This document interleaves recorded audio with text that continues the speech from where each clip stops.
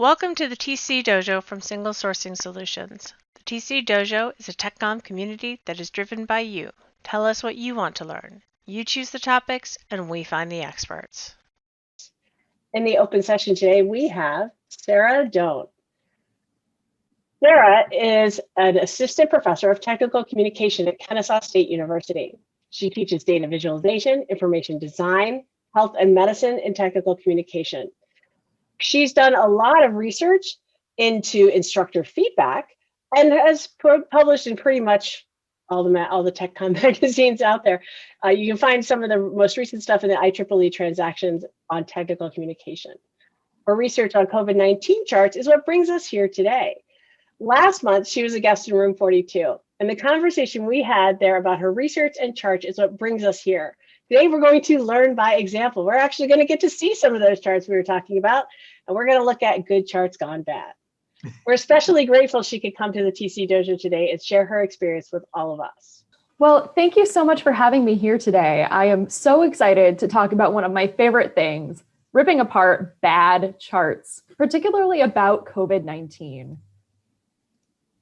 So, in short, visuals summarize complex arguments. People tend to trust visuals. People tend not to question what they see. So therefore, it's imperative as technical communicators for us to think very deeply about what are the possible interpretations of the argument that we're representing with these visuals. As you can see here, this is a bunch of election maps from the November 2020 general election in the United States. And each of them has a slightly different way that they're visualizing the arguments over the Electoral College or population centers or, one state, one vote. So, summarizing these complex arguments takes a lot of time. There is a lot of nuance that goes into that, and we'll talk a little bit about that today. All right, so this is an excellent example of a good chart gone bad, except it was never really that good in the first place. So charts and graphs can wildly misrepresent information either on purpose or by accident. There's a lot of really fascinating stuff, especially in Georgia, where I currently live and work, about COVID-19. And so this was from the Georgia Department of Public Health from May 2020. They wanted to make an argument that COVID-19 numbers were going down because you'll remember back like almost a year ago, Georgia was one of the first states to open back up after the national, I hesitate to call it lockdown because ours was much different than what other countries experienced, but after what we called our lockdown. And so, they have this annotation layer. So any of the words on the chart are the annotations where they talk about the chart represents the most impacted counties over the last 15 days. Not coincidentally, all of these are in the Atlanta metropolitan area, including Cobb County, where I work. So they have all of these bars. It looks like the numbers are going down until you look at these dates on the X or horizontal axis. So you have April 28th, April 27th, April 29th, May 1st, April 30th, May 4th, May 6th, and all of the dates are scrambled. They purposely rearranged the dates so that the chart would look like the numbers were declining. You have to be intentional to mess up a chart this badly. So furthermore, they also scramble the order that the counties are in. So you'll notice that Cobb County is, 4th out of 5th. Cobb County is 1st. Cobb County is 4th. Cobb County is 1st. And they don't take into account these larger trends in data reporting, because one of the things that chart makers have seen, and therefore the general public has also seen a little bit, although they might not be aware of it, is that when you have charting about cases, testing, and unfortunately deaths, as we go through COVID-19, there's very often a pattern where the numbers will spike on a Tuesday or Wednesday when counties or places catch up from their reporting. So on almost every single map, every single chart or graph of COVID, especially bar charts like this one or line graphs, you'll see a tiny spike about midweek every week because of the way that data is recorded. So being aware of that and being able to, one, notice it yourself, and two, to make that information meaningful for the general public is really important.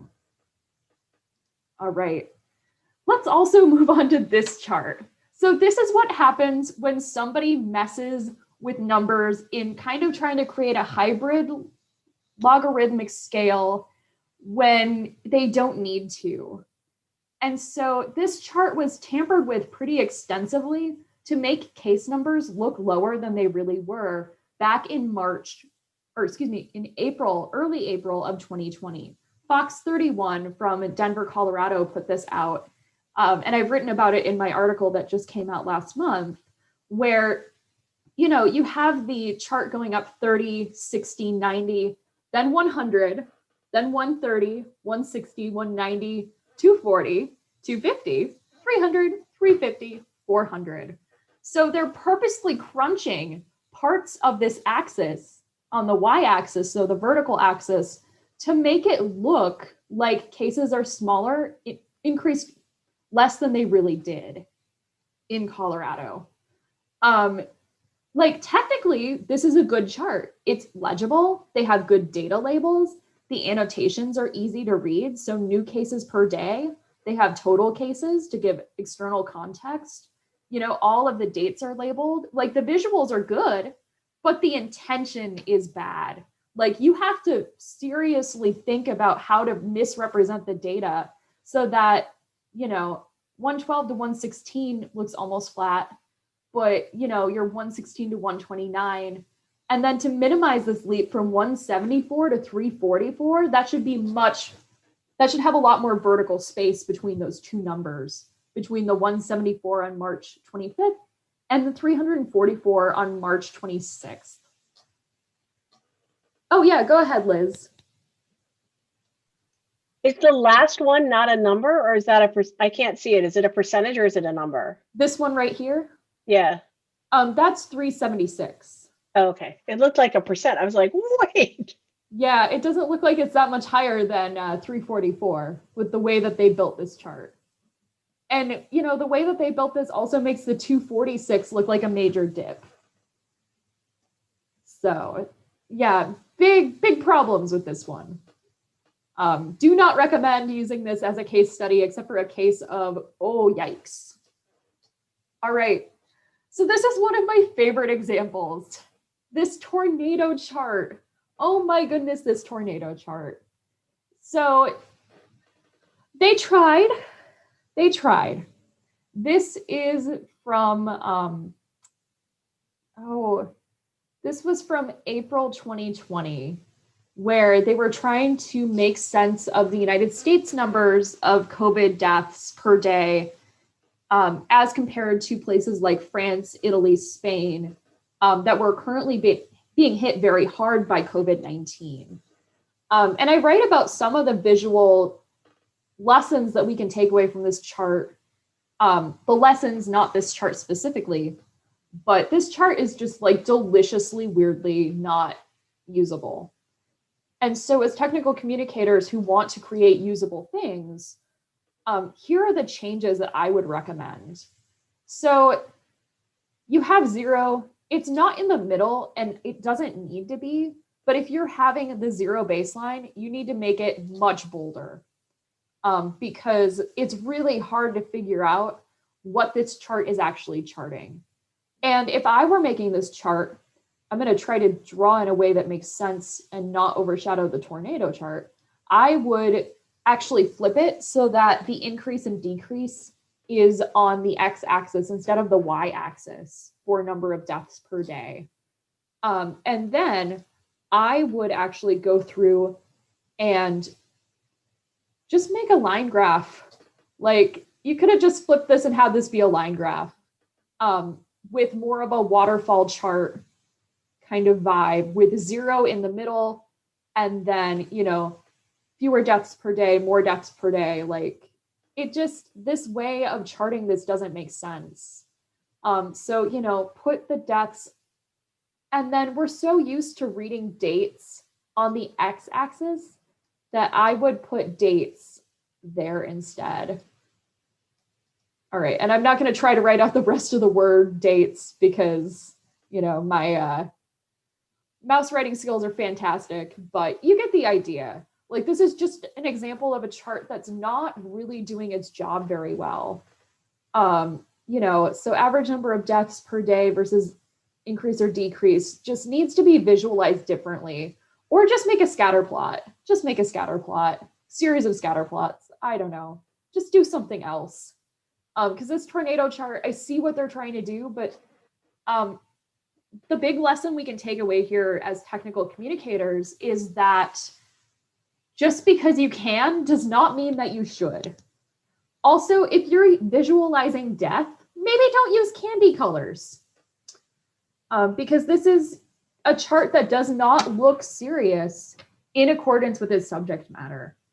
So make sure that your visuals match the vibe that you're going for, match the message, match your purpose, your audience, and your context. You know, a more muted color palette would have served this message better. And then we have an example going back to what I mentioned before, the annotation layer. So this is a chart from Governor Cuomo's briefing back on April 9th, 2020. He was doing these daily media briefings. And so this is the change in total hospitalizations in New York City. And this is technically a fine chart. However, when you're hearing the news briefing, everything makes sense on the chart until the chart is pulled out of its initial context with the voiceover and put into different media, like news articles, like being shared on social media. So once you pull a chart from its context, that context needs to come with, or else you need to be very heavily citing things. Because otherwise, you could think that, oh, only 200 people were hospitalized in New York City on April 8th. You know, it just doesn't do a great job of telling you how many people were hospitalized before the COVID giant spike in New York City in April and March 2020. It does not do a good job of talking about what did they count as a hospitalization, because I know that companies that have high technical writing cultures like Epic were involved in putting together surge hospitals. So, you know, if you have a surge hospital, you need to have someone with a computer there for patient records. So I know that kind of behind the scenes, there were lots of people getting surge hospitals together. How many people were told, go home and try to recover at home or else we can't help you? Like, this just really doesn't tell the whole story. But the annotation layer doesn't acknowledge that it's not telling the whole story. There's not really a good sense of what information is included here. And where did they get that information? So if you have that kind of context and you're trying to pull together a really nuanced argument, that context and nuance needs to go with the chart if it's being exported elsewhere. And here's an example of that happening a little bit better. So one of the great affordances of our relationship with computers now and our relationships with data now is that we can make weird charts. So fan charts were invented about 15 years ago for reporting financial data. Up to a certain point, it would just be one line, and then it would start to split off into different fans. So fan charts were not widely used until COVID-19, at least outside of financial sectors, because once you get to a certain date, it becomes the future, and then you see a range of possible, I'll just draw a basic fan chart here. Let me swap out my ink for a color that's gonna work a little bit better. So you have your fan chart, you have your line graph, and then all of a sudden it becomes the future, and you just have a bunch of possible lines for like calculating interest rates, calculating things like national park visitors that we're going to have this year. So it's a range of future possibilities, which is really exciting to see in charts because charts have gotten weird again now that we can actually draw them well. So it's been really interesting to, you know, in February 2020, I taught fan charts in my class, and I'm like, nobody really uses these. They're just kind of weird and cool. And then, oh, in real time, this became incredibly relevant. So this fan chart actually does a pretty decent job because they have all of these annotations on the annotation layer. So, total COVID beds that they would need during this April 9th briefing, the same briefing that the other chart came from. Today we have 18,000 beds being used. We might need more depending on the Columbia University model of contagion for COVID. The McKinsey severe scenario, we might need 110,000 statewide, McKinsey moderate. And then here's kind of what we predict will happen based on this data that we have here. But being able to use charts as predictive tools, not just tools for analyzing the past, is a really important function of charts within the COVID-19 conversation. So there's your weird chart for the day. And then finally, I want to wrap up by looking at this chart from Stephanie Jolly. She is a food scientist who was from Tennessee and was doing her master's degree at New York University when COVID first happened. So she actually went through and started amateur on her own, completely independent, pulling up data from the CDC and pulling up data from the states of Kentucky and the states of Tennessee. So in this chart, she does some really smart things and a couple of things that could also be improved. So I'm going to dissect this one as we start to move toward the end of our conversation and into the Q&A. So one of the things that she does that's really smart is to label these axes really well. You can tell that March 6th, March 7th, March 8th, back in 2020 through March 20th, each day has its own. It's easy to see which things are grouped together. And then she does this really brilliant annotation layer where she talks about how on March 6th, Kentucky declared its state of emergency. The governor encouraged social distancing and began daily news conferences. The executive order allowed pharmacies to refill prescriptions for 30 days, closes prison visitation, restricts long-term care facility visitation. And then the governor of Tennessee is like, JK, LOL, YOLO. There's no need for schools or workplaces to close in Tennessee on March 10th, 2020. And then, Tennessee doesn't declare its state of emergency until the 13th. And the governor only talks to vulnerable populations, not everyone.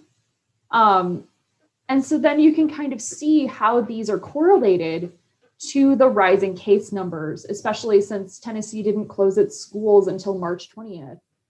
Kentucky was totally, I don't want to say locked down, but Kentucky made very different choices and their case numbers were lower and they had much more testing than Tennessee. So we can see through this annotation layer, the connection between policy and case spread for COVID-19 back in March 2020. Here's the thing that is a little bit weird though. She uses a different scale for cases tested versus cases confirmed.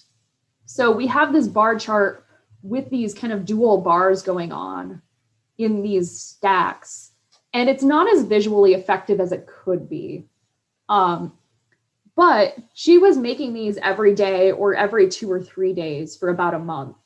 So it's just really interesting to see this connection between someone who doesn't have training as a technical communicator doing this tactical technical communication and doing it pretty well. She was very transparent about her sources, and she was also trying to help people get information so that they could make their own choices based on what she was seeing in this data and from these trends. So to learn more, I'm going to do a plug for my own article. I wrote a short user-centric article for JBTC. It was published last month, where I talk a little bit more in depth about the Fox News chart with that horrible y-axis and a couple of other, and one of the Cuomo charts from the briefing. I also talk a little bit about the inspiration I drew from How Charts Lie by Alberto Cairo, I highly recommend Cairo's work because it's very user-centric. He wants people to apply these lessons. So I highly recommend his book. And then he has a bunch of recorded keynote addresses up on YouTube. He talks a lot about Sharpiegate, which I wanted to get to today, but I wanted to focus on COVID-19. So I highly recommend Cairo's work. And then Nathan Yao's work at flowingdata.com. Nathan Yao does a really good job of taking charts apart to their building blocks. And so if you want to get better at making charts, definitely check out Yao's work. It's been a really big inspiration for me. And finally, the biggest thing for technical communicators making charts to remember is that all charts and graphs are interpretations of arguments. And so we just need to be mindful of what our audiences may or may not take from them. The more annotations we can build in, the better. If we're doing weird charts, we need to teach people how to read them. And if we are dealing with very sensitive data about death, about sickness, we need to make sure that our visual choices are aligning with the seriousness of that data. So thank you so much for having me today. I truly enjoyed getting to speak with you about doing some chart busting. Now it's time to type in those questions if you haven't already. And while you do, here's a look at what's coming up. We've got the TC Dojo Masterminds. These are monthly member-driven peer review groups where attendees present their specific challenges to their peers in a confidential and supportive environment. So we have people represented by multiple companies, multiple industries, different focuses, because we end up all solving the same problems just at different times. So we should lend that help to each other. In April, we've got Janice. She's going to come and she's going to talk about topic writing without borders. Right? This is, you know, if you're writing to an audience, how do you know who you're writing to, and how do you write best for them to come in, and how you meet people? That's all the difference in the world. So be sure and come to the TC Dojo in April. All right, let's get to the questions. Here we go. Okay, so I had this one too. Tornado charts, because they're so weird. When do you use a tornado chart? Yeah, that is a good question. It's so weird. My snarky answer is don't. Right. But I think if it were only comparing 2 or 3 countries with similar numbers, it would have done a better job. Because with the tornado chart, there was just so much information that a lot of it was getting lost. It just wasn't appearing in a way that was user-friendly.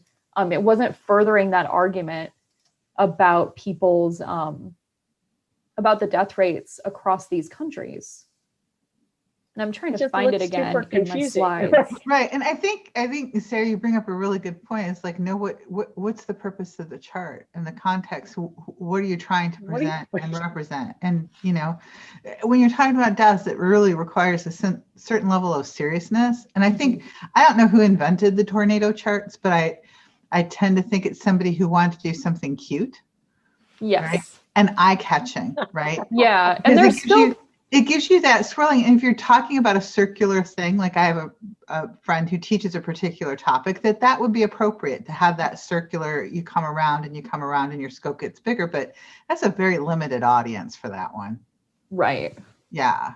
Yeah. And I think having an annotation layer that teaches people how to read the chart is also really important. Mm-hmm. And with this tornado chart, people did not do that very well. You know, it went viral because the chart is so weird, but it really didn't convey information in a way that was user-friendly. So I think, you know, thinking about what users need, what kind of argument you're trying to make is really central to what I'm doing here, looking at these charts and what we need to do when we're creating them. Right. So it's almost like the chart needs to represent the information, not cuteness and virality. Exactly. Right. And to a degree, anytime you're making charts, you're going to have to choose what to prioritize. But that tornado chart, they chose not particularly well. No. Don't make death cute. That's the pithy catchphrase. On top of that, they had too many layers. Yeah. Too many tornadoes going on. Yeah, too many tornadoes going on. Like, it just wasn't serving the information. Mm-hmm. All right, so we have one question about how you make tornado charts and fan charts if you were going to. Do you know if that's a function in PowerPoint, Excel, or Power BI? Oh, I don't think it's in Offhand? Excel, but I know it's in Tableau, which is what I'm using with students. Nope. Great. So you can do it in Tableau. But yeah, this would have been a great chart, maybe with 3 countries, not with a bunch, or maybe compare the US to the EU as a whole. Even though those aren't necessarily apples to apples comparisons. Okay. We have another question on the Kentucky-Tennessee chart. The question was like, it looked like the title was different than the order of the bars. Like it said, the title's Kentucky-Tennessee, but Kentucky's on the right or the left. Oh, that's a great question and a great catch. Yeah, it was a little bit weird. I think because Jolly is from Tennessee, she either from Tennessee or Kentucky, one of the two. So please excuse me if I got that wrong. She expects you to color code based on flagship university colors. So Kentucky is always going to be blue, and Tennessee is always going to be orange. All right. So she was expecting people to have that color coding association really quick. Like the rest of us. All right. Have you evaluated some charts from, say, like the New York Times or other places? I have, but a lot of it's been informal. A lot of it's been me pulling things up right before class starts, trying to go through and make sure that I am quickly able to share things with students. But actually, the New York Times stuff has been really, really fascinating, especially with that like full-length bar chart they ran when there were such horrible job numbers. There was a day when unemployment completely spiked, but there were days, unemployment completely spiked, and I would love to spend more time with those.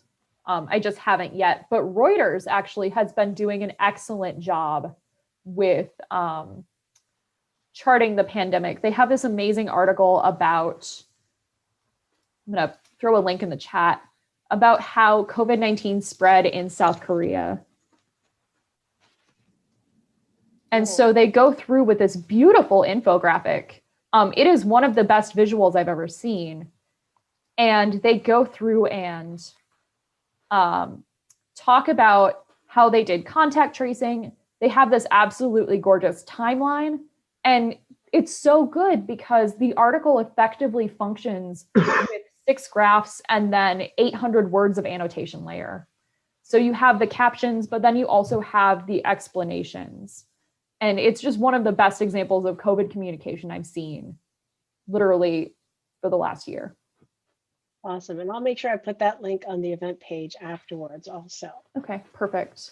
All right. So I'm not sure I get the question. So that spiral, the tornado chart you showed, is that a spiral tornado chart versus a flat tornado chart, which is stacked bars?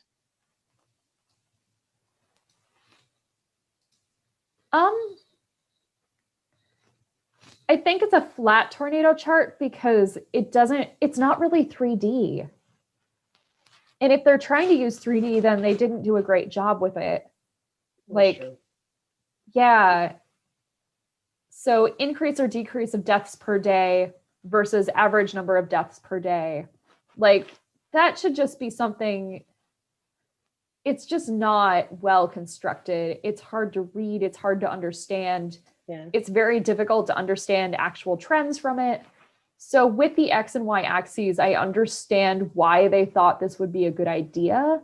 It just isn't legible. Does that address the question? I will watch the chat to find out. David, let me know. His follow-up question was, do spiral tornadoes show another axis? And I don't know if that's a third. Yes. Yeah? Yeah, so you have this increase or decrease of deaths per day versus the average number of deaths per day. So I would definitely, I think this is just trying to do too much to the point where it's getting in its own way. So, if you want to chart average number of deaths per day versus increase or decrease, just a series of scatter plots or something, but this is way too much. All right, so if you're trying to make your chart more decorative and eye-catching, what do you recommend doing to still convey the data appropriately?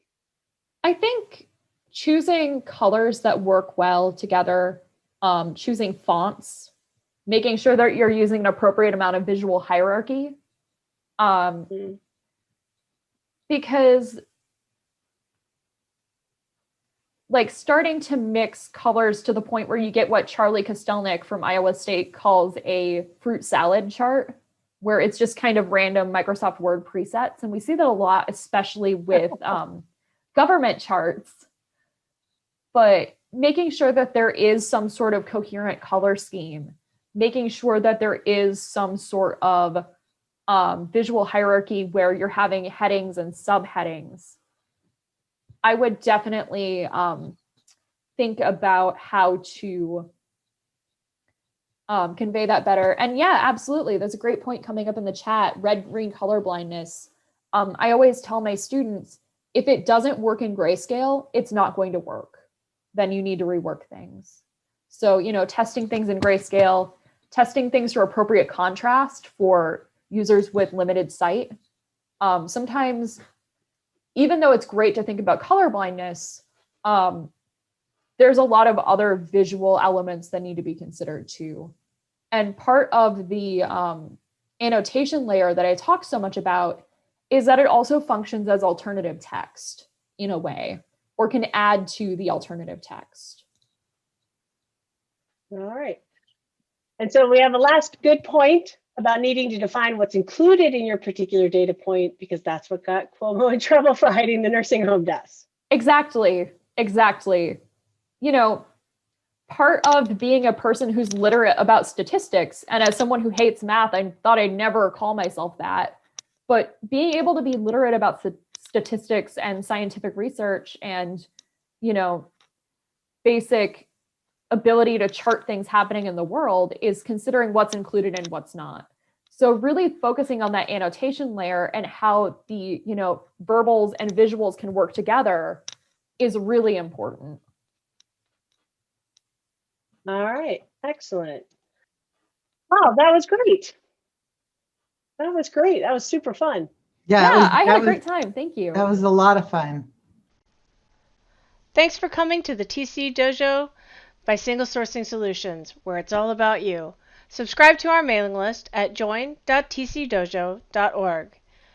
You'll get a link to this session, as well as announcements for future sessions, and a convenient link to the survey. Every month, we look at the survey results so we can go out and find experts willing to share their expertise.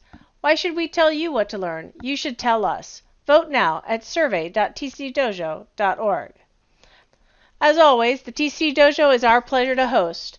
If you need more personal help and want to speak to one of our TC Dojo Masters in Residence, just go to ask.tcdojo.org, where you can get your question answered and be on your way. Thanks again, and see you next time.